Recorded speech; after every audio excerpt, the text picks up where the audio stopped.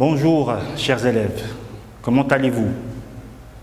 Aujourd'hui, on va aborder ensemble le premier module du tronc commun, intitulé « La typologie textuelle », c'est-à-dire les genres et les types de textes. Comme vous savez, les textes en français, que ce soit écrit ou bien oral, littéraire ou bien non littéraire, ils sont de différents genres et types. Concernant les genres, il y a par exemple le texte romanesque, le texte poétique, le texte théâtral. Et pour les types, il y a le texte narratif, le texte descriptif, le texte argumentatif et le texte prescriptif, injonctif ou bien le texte informatif ou explicatif. Donc aujourd'hui, on va voir ensemble une leçon de lecture sur le texte narratif ou bien la séquence narrative. Donc pour le support, on va utiliser le manuel de l'élève intitulé Les œuvres intégrales et plus précisément la page 18. L'objectif de la leçon, reconnaître la structure d'une séquence narrative. On passe maintenant à lire le texte. Bien. Donc, Madame Lefebvre était une dame de campagne, une veuve, une de ces deux paysannes à ruban et à chapeau falbala, de ces personnes qui parlent avec des cuirs, prennent en public des airs grandioses. Elle avait pour servante une brave campagnarde, toute simple, nommée Rose. Les deux femmes habitaient une petite maison à volets verts, le long d'une route en Normandie, au centre du pays de Caux. Comme elle possédait devant l'habitation un étroit jardin, elle cultivait quelques légumes. Or, une nuit, on lui vola une douzaine d'oignons. Dès que Rose s'aperçut du larcin, elle courut prévenir Madame, qui descendit en jupe de laine. Ce fut une désolation et une terreur. On avait volé Madame Lefebvre, donc on volait dans le pays, puis on pourrait revenir. Le bruit du vol se répandit. Les voisins arrivèrent, constatèrent, discutèrent à leur tour. Et les deux femmes expliquaient à chaque nouveau venu leurs observations et leurs idées.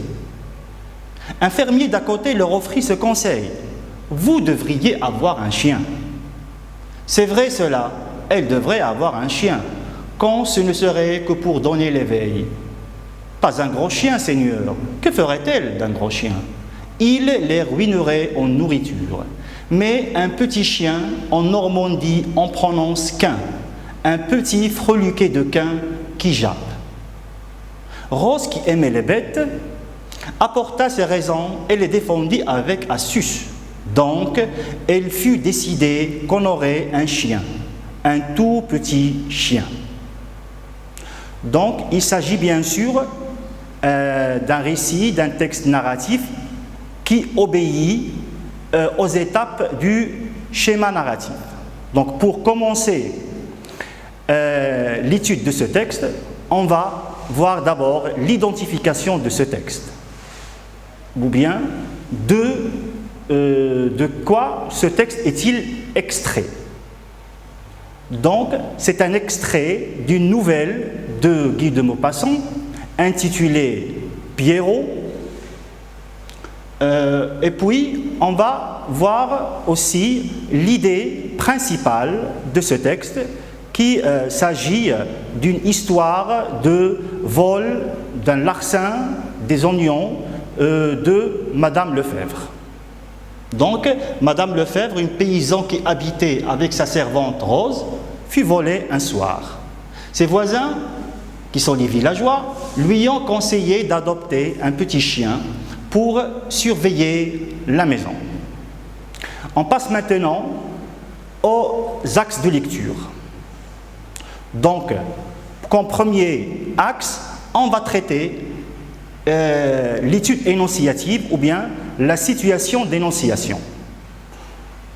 Donc, comme c'est un récit, il s'agit bien d'un énoncé de récit. Énoncé de récit, c'est-à-dire un énoncé qui est coupé de la situation d'énonciation. Donc, pour évoquer cette situation, on va poser les questions suivantes. D'abord, qui parle? Bien sûr, c'est le narrateur. À qui parle-t-il? Il parle au lecteur. Où, c'est-à-dire le cadre spatial, le lieu, c'est un village qui se trouve en Normandie. Quand, dans le passé, et plus précisément, dans le 19e siècle. De quoi parle-t-il? Il parle d'une histoire de vol d'oignons. On passe maintenant au deuxième axe de lecture, qui sont on va traiter les personnages. Qui sont les personnages de cette histoire? Le personnage principal, bien sûr, c'est Madame Lefebvre. Il y a aussi sa servante, Rose, et les voisins qui sont les fermiers.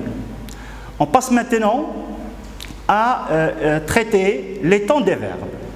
Donc, pour les temps des verbes, puisqu'il s'agit d'un récit, il s'agit essentiellement de deux temps principaux qui sont l'imparfait et le passé simple. On va voir ensemble des exemples de l'imparfait. Donc, les phrases ou bien les exemples de l'imparfait sont celles-ci. Madame Lefebvre était une dame de campagne. Elle avait pour servante une brave campagnarde, toute simple. Donc, ce sont des phrases qui présentent une description. On décrit le personnage principal qui est Madame Lefebvre. L'exemple suivant, les deux femmes habitaient une petite maison à volets verts. C'est une phrase qui exprime une action d'habitude, une action qui se répète dans le passé. C'est une action inachevée dans le passé. La phrase suivante, les deux femmes expliquaient à chaque nouveau venu leur observation. Donc il s'agit bien clair qu'il s'agit là d'une action qui se répète, une action de répétition, une action inachevée dans le passé. On passe maintenant au deuxième temps qui est le passé simple. Donc pour le passé simple, c'est le temps, si vous voulez, le temps essentiel, le temps principal dans le récit, puisqu'il présente des actions qui sont courtes, déterminées, achevées dans le passé. Les exemples, une nuit, on lui vola une douzaine d'oignons. Rose s'aperçut du larcin et courut prévenir Madame. Donc les deux phrases, elles présentent des actions qui sont courtes et qui sont inattendues. Le troisième exemple, les voisins arrivèrent, constatèrent, discutèrent à leur tour. Il s'agit des actions courtes et des actions aussi qui sont successives, l'une après l'autre. Le dernier exemple, un fermier d'à côté leur offrit un conseil. Il s'agit d'une action achevée, déterminée, achevée dans le passé. Donc, ce sont les deux temps essentiels du récit qui sont l'imparfait et le passé simple. Donc, on va revenir dans une leçon de langue pour traiter mieux, analyser les valeurs de ces deux temps de récit. On passe maintenant au quatrième axe de lecture qui est le schéma narratif. Donc, il s'agit bien d'une séquence narrative complète. Donc, elle présente tous les éléments du schéma narratif. On commence par la première phase de ce schéma, qui est la situation initiale.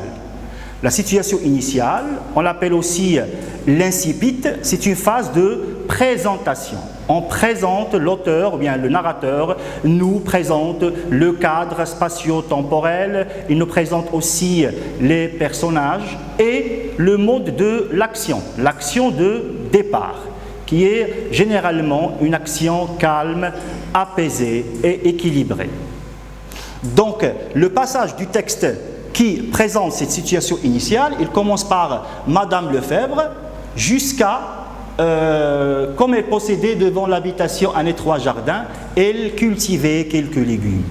Donc voilà, donc les personnages, elle présente les personnages qui sont Madame Lefebvre et Rose. Le lieu, c'est une maison de campagne qui se trouve en Normandie.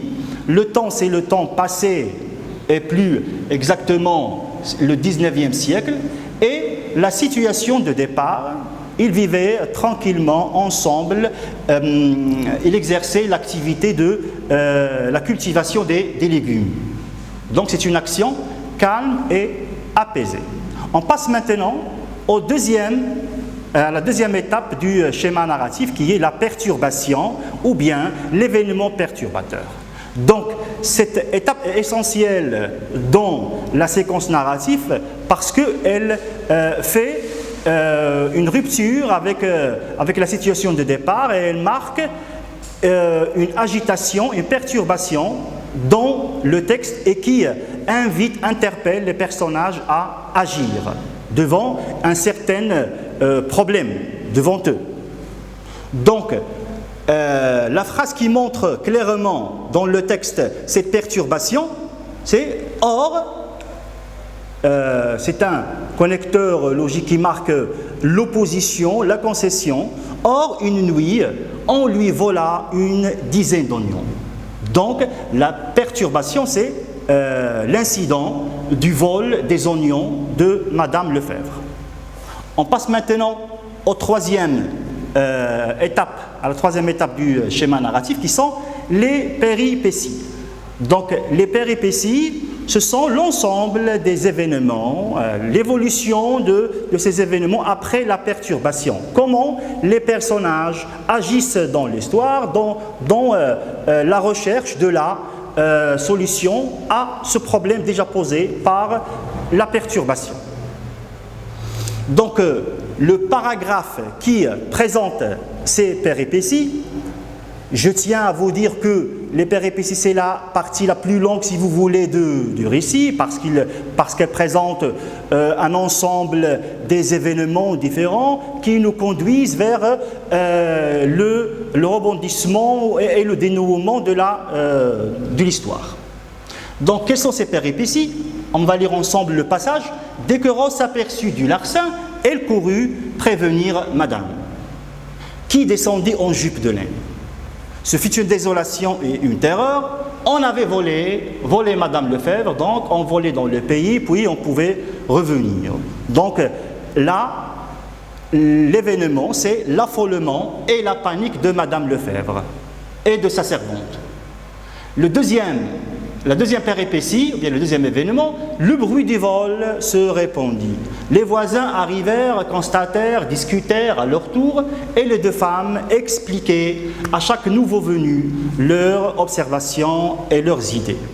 Donc les péripéties sont d'abord l'arrivée des voisins, et ensuite la recherche. On commençait à chercher des solutions à cet incident, qui est le vol des légumes. On passe maintenant aux quatrième quatrième étape de schéma narratif, qui est l'élément de résolution ou bien le rebondissement.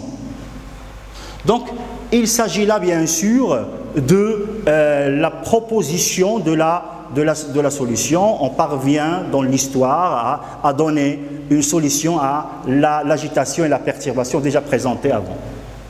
Donc le paragraphe qui le présente dans le texte, on va lire ensemble. Un fermier d'à côté leur offrit ce conseil.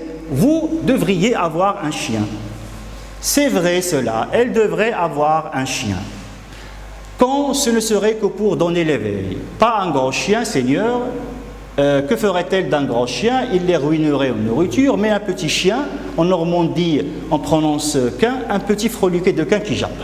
Donc, ce rebondissement, ou bien cet élément de résolution, c'est la proposition d'acheter un chien de garde. Et enfin, le narrateur termine par un dénouement, ou bien ce qu'on appelle la situation finale, ou bien l'excipit de la séquence narrative. Donc, cette situation finale, bien sûr, c'est la décision. On a décidé d'adopter un petit chien. Le paragraphe qui le présente dans le texte, Rose, qui aimait les bêtes, apporta ses raisons et les défendit avec astuce. Donc, il fut décidé qu'on aurait un chien, un tout petit chien. Donc, pour récapituler, on va dire que la séquence narrative, elle présente voilà. Est-ce que tu peux? Donc, la séquence narrative, elle présente une structure du schéma narratif. Donc, elle comporte obligatoirement 5 étapes, à savoir la situation initiale, ou bien l'incipit, la perturbation, ou bien l'événement perturbateur, les péripéties, ou bien l'évolution des événements après la perturbation, en arrivant enfin à l'élément de résolution et pour terminer avec une situation finale. On poursuit avec la deuxième activité qui est l'activité de langue. On va aborder ensemble les temps du récit. Puisque dans l'activité de lecture, on a vu une séquence narrative avec un récit. Dans ce récit, on a trouvé plusieurs verbes conjugués au temps du récit, qui sont principalement l'imparfait et le passé simple. Donc, on aura besoin comme support du manuel de l'élève, et plus particulièrement la page 194. Et pour objectif de la leçon, on va essayer de reconnaître les temps principaux du récit et les savoir utiliser ces temps dans le contexte précis. Bien, donc on va voir des exemples extraits du texte de lecture. Les phrases, on va voir ensemble les phrases. Madame Lefebvre était une dame de campagne. Elle avait pour servante une brave campagnarde toute simple. Les deux femmes habitaient une petite maison à volets verts. Une nuit, on lui vola une douzaine d'oignons. Les voisins arrivèrent, constatèrent, discutèrent à leur tour. Un fermier d'à côté leur offrit un conseil. Donc, pour les verbes, dans la première phrase, c'est le verbe être conjugué à l'imparfait. La même chose pour la phrase suivante, c'est le verbe avoir à l'imparfait. Les deux femmes habitaient aussi, c'est l'imparfait du verbe habiter, un verbe du premier groupe. On lui vola, là c'est le passé simple, c'est le verbe voler au passé simple.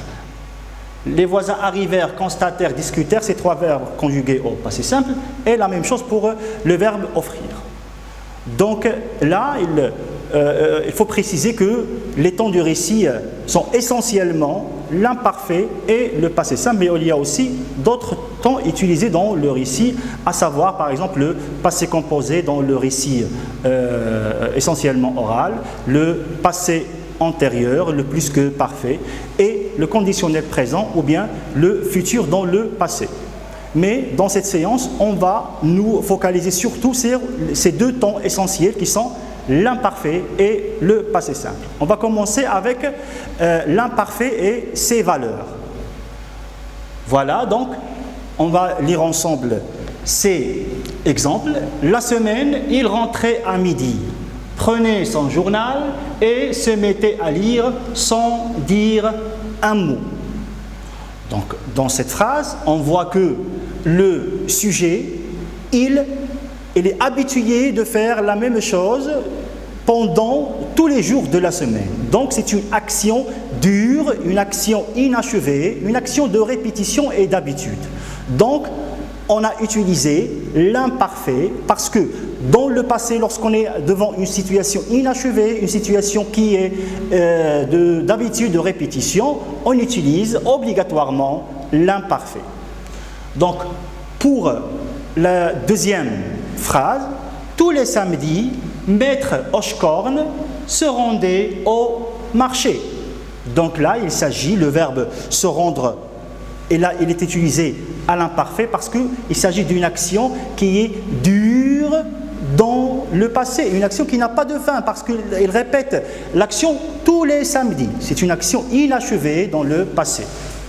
Donc, la première valeur, si vous voulez, de l'imparfait, il est utilisé dans les actions qui sont inachevées, une action d'habitude, de répétition dans le passé. Passons à la troisième phrase. Ses cheveux tombaient en large boucle sur ses épaules. Donc là, il s'agit bien sûr d'une description. Donc c'est l'imparfait de la description. Donc devant la description dans le passé, on utilise l'imparfait. Donc l'imparfait, c'est le temps de la description par excellence dans le passé, bien sûr. Exemple suivant, ne rien dire, c'était éveiller les soupçons. Donc là, le verbe être est conjugué à l'imparfait parce qu'il s'agit d'un imparfait de commentaire. Le narrateur, il arrête la narration pour faire une pause commentaire. Il fait un commentaire, donc il est interpellé à utiliser l'imparfait. Donc c'est l'imparfait du commentaire. Donc c'est une autre valeur de l'imparfait. Passons à l'exemple suivant. Il dormait encore profondément quand sonnèrent 8 heures. Donc là, nous sommes devant deux situations simultanées dans le passé. Donc, le premier verbe, la première action est conjugué à l'imparfait parce qu'il est simultané avec une deuxième qui va être conjuguée au passé simple. Donc, c'est une autre valeur de l'imparfait, si vous voulez, qui est l'imparfait de simultanéité. Et on arrive au dernier exemple. Il n'accepterait pas si je lui offrais mon aide. Donc là, nous sommes devant une situation de condition. C'est l'imparfait de la condition. Donc, si je lui offre mon aide, il ne va pas accepter.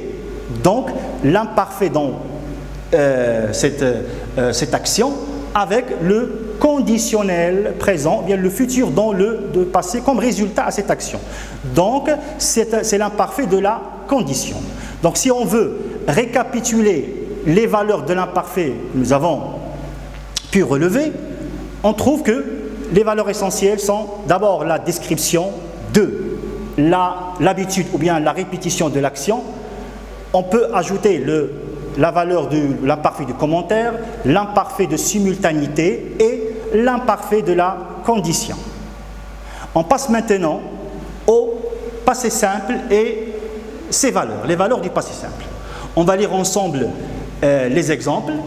Pendant les vacances, je partis en voyage. À midi, je sortis de chez moi à toute célérité. Ma mère préparait le repas quand tout à coup, le téléphone sonna. Il arriva, frappa à la porte, entra et s'assit en silence. Je montai rapidement les escaliers. Commençons par la première phrase. Pendant les vacances, non pas les vacances, c'est une erreur de frappe. Pendant les vacances, je partis en voyage. Donc, l'action là est déjà achevée. C'est-à-dire que l'action est faite dans les vacances. Maintenant, on n'est plus dans les vacances. Donc, je partis en voyage, c'est une action déjà faite, déjà finie, déjà achevée dans le passé. Donc voilà, c'est la première valeur du passé simple. Les actions qui sont finies, achevées dans le passé, on interpelle directement le passé simple. Bon, voilà, c'est la première valeur de ce temps. Deuxième exemple, à midi, je sortis de chez moi à toute célérité.